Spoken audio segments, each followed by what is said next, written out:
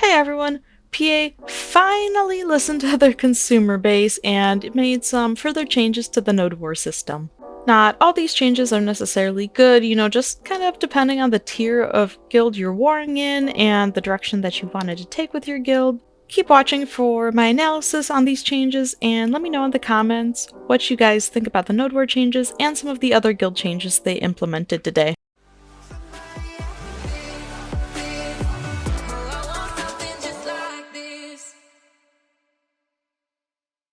So to start, I'm gonna go over PA's pretty lengthy memo. PA says, it's been 3 weeks since we introduced the Node Wars revamp, and while many adventurers have been playing the updated Node Wars without too much difficulty, we've also heard a lot of feedback saying that it was too much of a jarring change.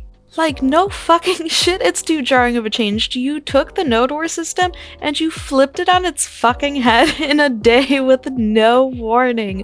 Of course people are gonna be upset. They continue, many of our adventurers in NA, EU were quite vocal with their feedback, especially in regards to removing the limits on the number of participants, stat limits, and designated days. In response, we want to give some insight into our intentions behind the update, and at the same time, we do believe we need to better reflect your feedback as we work to further improve Node Wars from here on out. I honestly love PA because I feel like this is really great public relations way of saying we received a lot of care in emails. I mean, I'm sure other people in guild leadership have had the same issue where you just have people in your PMs every day, we should do this, we should do that, are we gonna do this, are we gonna do that? So just imagine the influx of messages that PA has been receiving just shitting on these changes. And honestly, good on PA for finally listening to its players. I mean, for weeks, especially since this change came out, people have been going, oh, BDO's dead game, PA's killing their game. Like, my guild came up with a conspiracy, PA's just trying to necro the game, they've made enough money, they want to make a new game. So, people were just really feeling like PA didn't care. And now it's like, okay, good, they're taking a really positive step finally with these changes, listening to the feedback. And they pumped this out so fast. It was literally like, what, a week between G-Lab and live? Like, I don't even think Korea got it first. They pumped this shit out, They saw the game was struggling and they made an attempt to fix it and fix it fast, which honestly is really what we needed. And their memo continues, initially, we set the number of Node War participants to 100 to implement a wargame style of gameplay for the revamped Node Wars. We hoped to provide guilds that might be a bit outclassed a way to use their numbers tactically against opponents who may have spread themselves too thin by occupying several nodes. So, yeah, this outclassing did not happen at all. Last night, before logging off, Big Game Hunters owned the entirety of Balanos. Like, we watched them creep across Balanos from day one, just taking territory after territory after territory, and they owned that shit. There was no fighting big games. What are you gonna do against a Carrick guild on the fucking coastline? You can't outclass that. And then look, Digi owned almost half of Calpheon. I mean, they had a lot of nodes. I don't really know much about how their numbers work, how their infrastructure is, but like, they are a really good guild. There's no messing with Digi. Granted, it looked like from who owned the region, Calpheon politics had more or less been settled, but I don't know details, so I don't want to speak too much on that.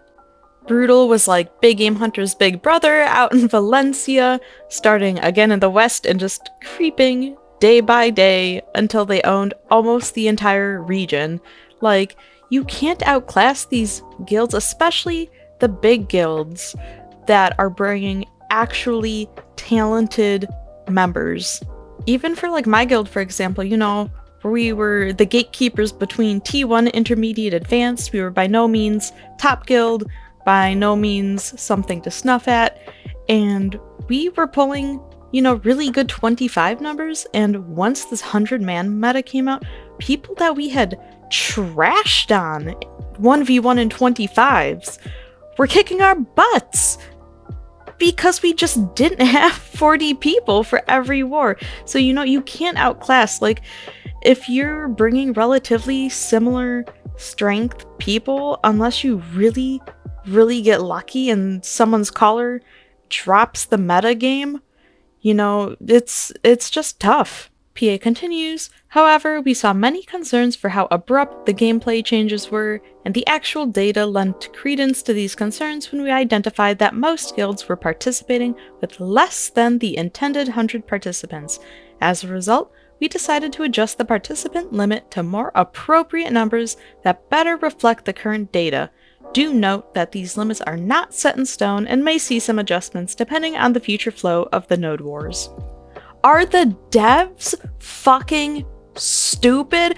The guild has a 100-man cap. The alliances have 100-man caps. We saw how many guilds just fucking purge their numbers in order to go, like close to 50-50 and pull as many people as they could, and they're still only pulling 35 to 50 people per war. Of fucking course, people will not be bringing 100 members. The chance of you having 100-man guild and 100 people all online able to war on the same day? What? Of course nobody's bringing 100. What is wrong with them? Did they really, really think that guilds were gonna bring 100? As for stat limits, we hoped to create opportunities for more guilds to participate in Node War, but we heard feedback claiming that the limits discouraged adventurers from progressing and strengthening their characters, as well as being disadvantageous to guilds that occupied multiple nodes in the current wargame style. Thus, we've decided to remove the stats limit for now, and continue to carefully monitor the ongoing Node Wars.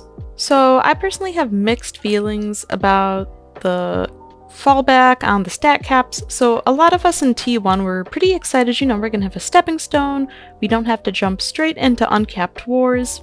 But introducing caps on pretty much every region was gonna really negatively affect the T2 plus scene, so it's better that they didn't do it. Now the T1 guilds can kind of go back to focusing on improving, we can only bring 30 people, we don't have to right away make the gear jump to go up. A good middle ground probably would have been to give T2's caps and make those caps like the Medea Siege caps. I don't think it's the end of the world that they didn't introduce the stat caps. What was much, much more important was them adding participant caps. And the participant caps do scale with each tier, so Balanos T1 Beginner is going to be 25, Serendia T1 Intermediate will be 30 participants, Medea T2 40, Valencia T3 50, Tier 4 Kama 50, and then finally T4 Calpheon 100 man. Personally, I'm very excited for the participant caps. I know a lot of other people are really excited. I think where we're going to see issues is going to be on the T2 plus scene, where now these guilds are struggling to kind of figure out where they fit, how many they can pull, where they want to war, and just kind of settle in to what tier they want to be in and what tier they want to progress to.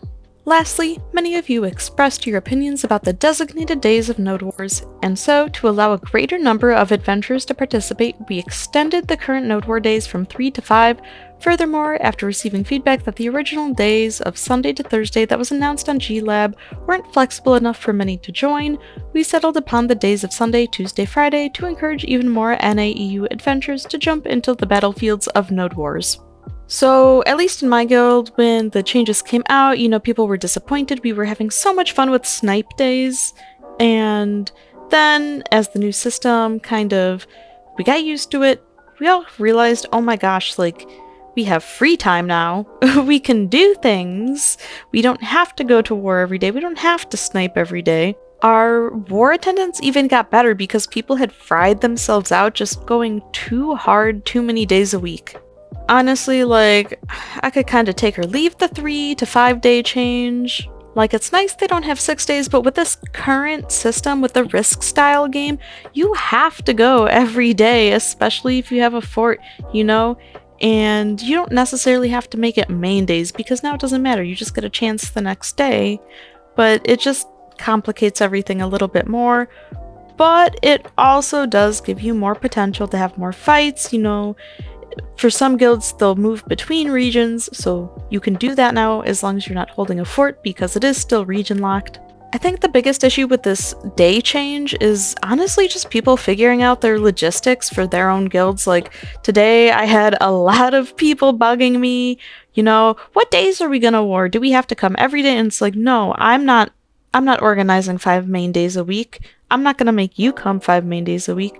So like what we did is we settled on, you know, our 3 main days that we originally had with the old system, and then add the other ones as like snipe kind of off days. So adding 2 days, you know, really isn't a bad change. I think it actually has the potential to be really good, you know, especially for those guilds that were going hard 6 days a week. They had 6 main war days, maybe 5 main war days, and then siege. You know, they were going hard, they enjoyed it, they had the people where they weren't worried about burnout.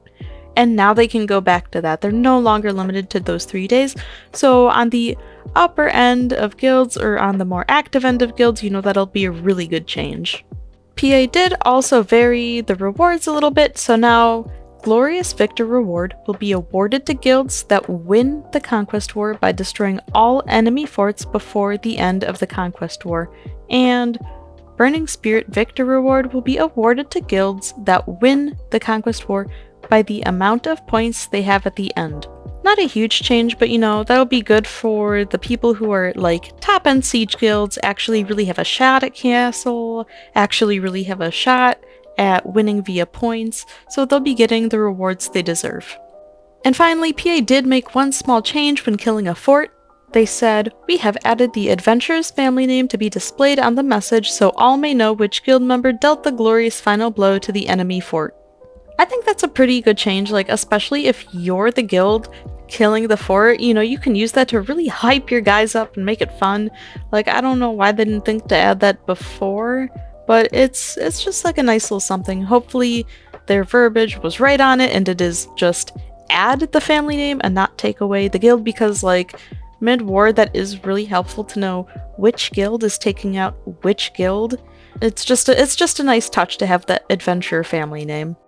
And I'd like to start actually adding in just sections on the patch notes about things that are affecting guilds, period. You know, this is something I'm super interested in as a GM, and I just want to be able to summarize how the patch notes affect guilds, and not like an entire summary of all the patch notes.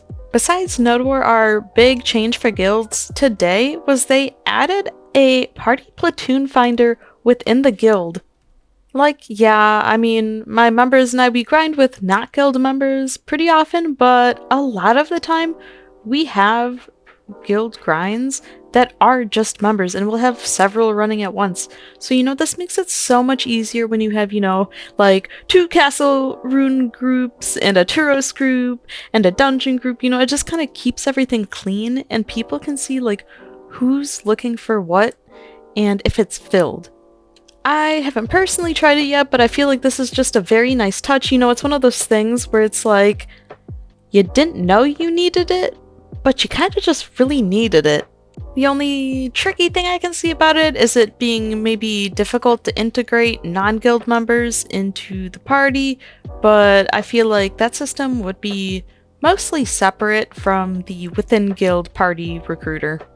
But those are all the changes in today's patch notes regarding guild stuff, so let me know in the comments what you guys think about the new Node War changes and what you think might happen with future changes.